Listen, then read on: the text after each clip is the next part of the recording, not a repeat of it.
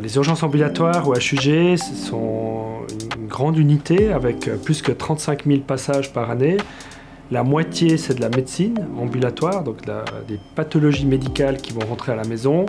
L'autre moitié, c'est de la chirurgie, des pathologies de chirurgie de la main, de chirurgie de l'épaule, genoux, chevilles, de la traumatologie principalement, qui vont aussi rentrer à la maison dans la grande majorité des cas. Plus que 90% de nos patients rentrent à la maison après un séjour chez nous qui est à peu près entre 2 heures et 3 heures de temps.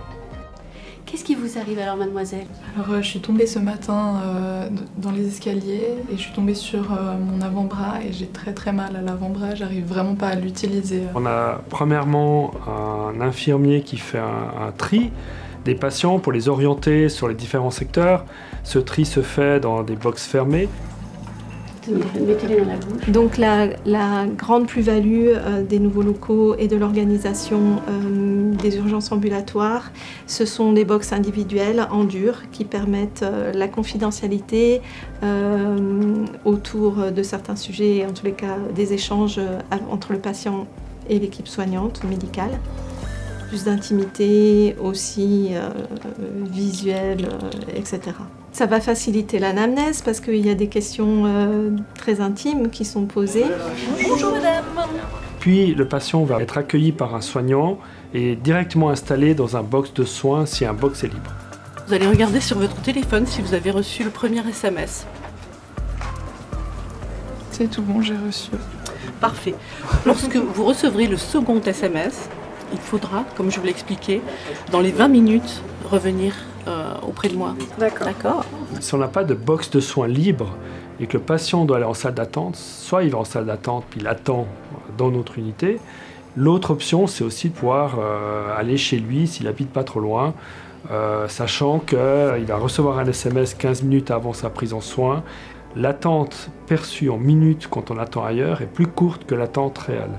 Il y a, si vous voulez, moins de nervosité, le patient est plus confortable, mais on sait qu'à la sortie, ces patients-là, qui ont attendu dans des bonnes conditions, vont être plus adhérents au traitement qu'on propose. Et il y a un bénéfice, je dirais, sur le moyen terme. Madame Schmitt. Bonjour. Vous voulez que je vous aide pour prendre le sac ou ça va? Ouais. Ça vous dérange pas, merci. Je vais vous installer dans le box de consultation. Merci. Je m'appelle Maxime, je suis un des infirmiers du service. Voilà, donc je vous laisse vous installer juste ici. Merci. Je peux poser votre sac sur la chaise? Oui, parfait. D'accord. Est-ce que vous pouvez me rappeler encore une fois votre nom, prénom et la date de naissance, s'il vous plaît? Alors, Aurore Schmitt, le 3 octobre 91. D'accord, je vais regarder. On vous a mis le bracelet, c'est parfait. Merci. Est-ce que je peux vous laisser enlever la poche de glace? Oui. Très bien. Est-ce que vous pouvez me rappeler comment vous vous êtes fait ça?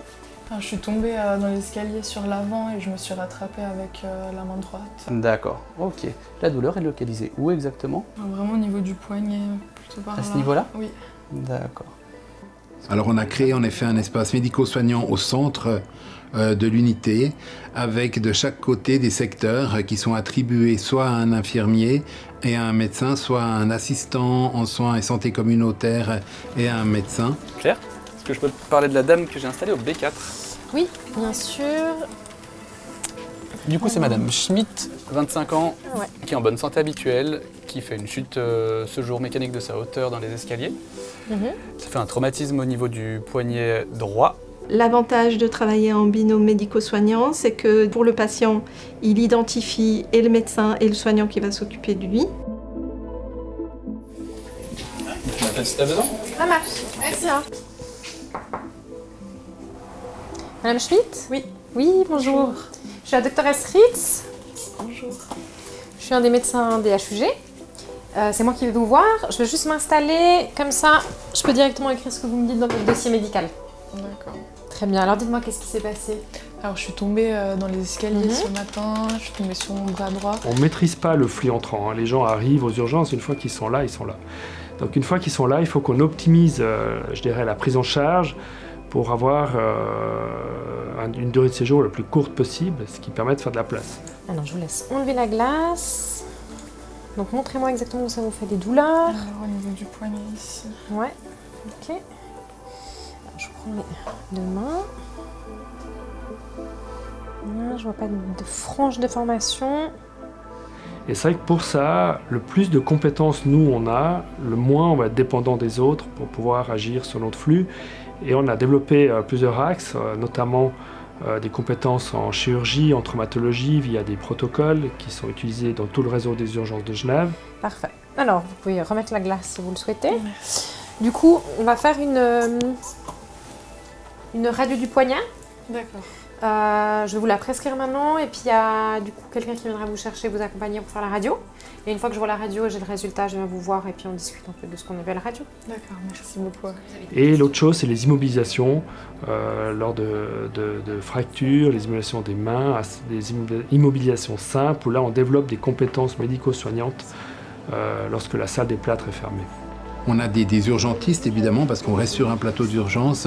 On a des soignants qui ont fait des CAS, donc des certificats d'études avancées, soit en santé et diversité, soit en violence interpersonnelle, soit en évaluation clinique, ou bien en enseignement thérapeutique.